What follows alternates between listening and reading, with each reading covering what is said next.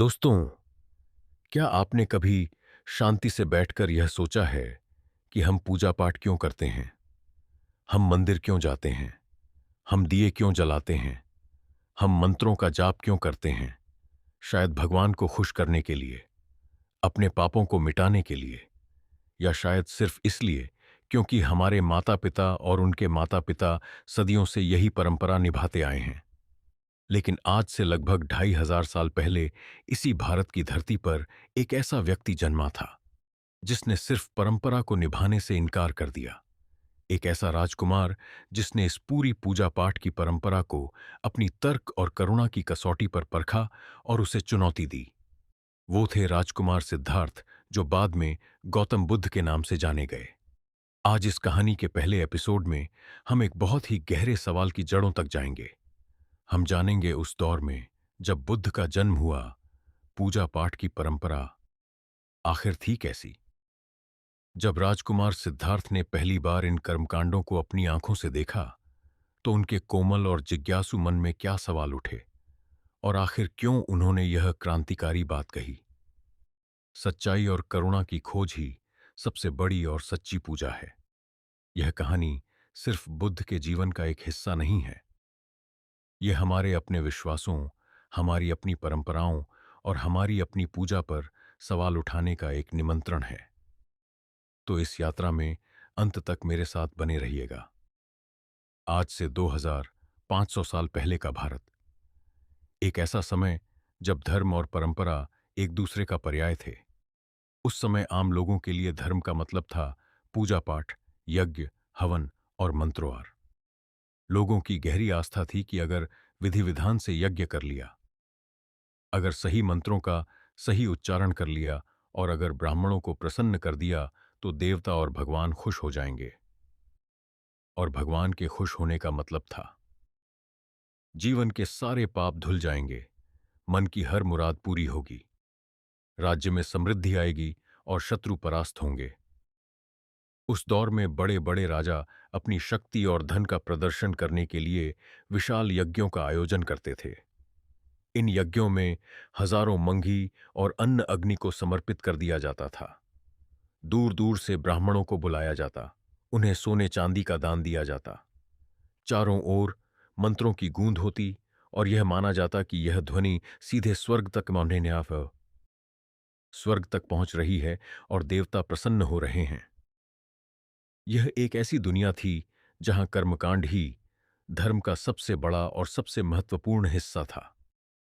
पूजा का बाहरी रूप ही सब कुछ था, लेकिन एक बहुत ही गहरा और महत्वपूर्ण सवाल उस धुएं के पीछे कहीं छिपा हुआ था।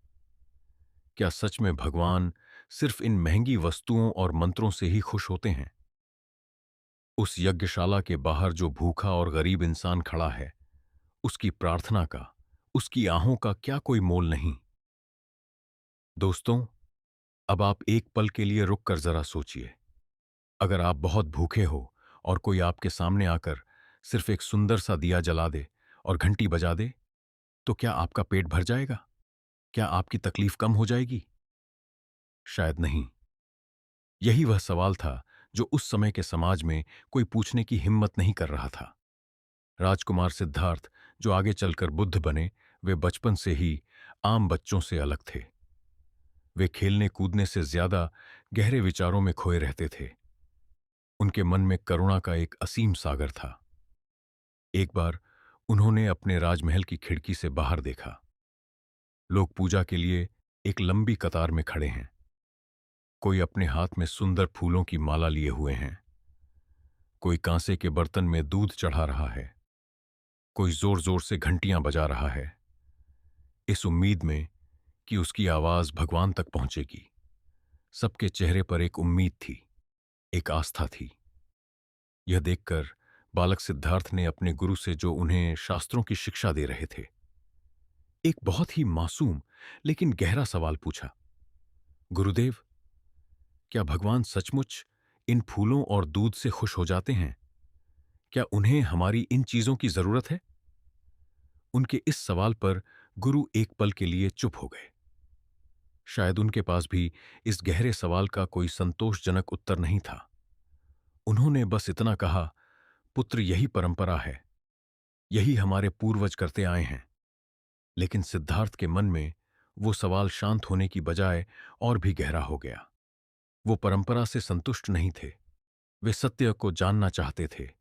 वो अकेले में बैठकर सोचने लगे, अगर हमारे शास्त्र कहते हैं कि भगवान दयालु हैं, प्रेम स्वरूप है, तो उन्हें इन मुरझा जाने वाले फूलों की क्या जरूरत? उनका प्रेम तो बिना किसी शर्त के होना चाहिए।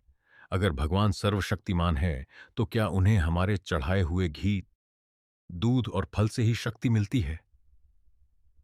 क्या वे इतने कमजोर हैं? और सबसे बड़ा सवाल, क्या भगवान भूखे हैं, जो हमें उन्हें हर रोज भोजन चढ़ाना पड़ता है? दोस्तों, जरा एक पल के लिए सोचिए, यह सवाल उस समय के लिए कितना बड़ा और कितना क्रांतिकारी था।